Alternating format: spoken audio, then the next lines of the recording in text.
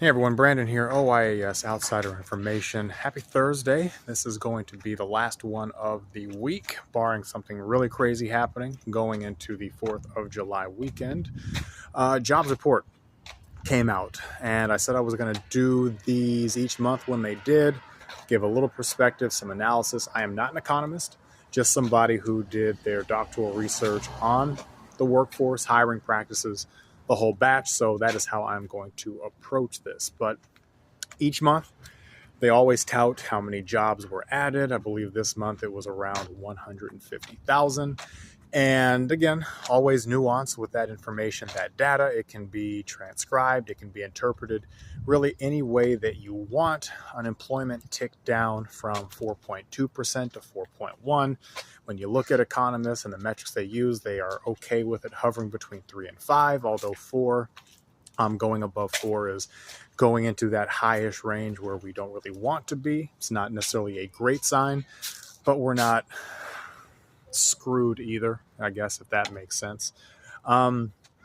The job growth was in specific industries, especially leisure hospitality, and it was also in healthcare. There have been a lot of stagnation in other industries. Still a lot of questions for people. I don't think it is easier for people to find work, full or part-time. And wage growth is still pretty flat as well while everything gets expensive. So when we look at these reports, the BLS data, it's fine data. I used it in my research, but again, nuance, things like that. When we want to do a deeper dive of what the problem is, I think it can be a little bit too macro, and it doesn't necessarily give us the context that we need, because there are a lot of people who are genuinely hurting when it comes to how the job market is treating them. People are staying because they know finding work is hard.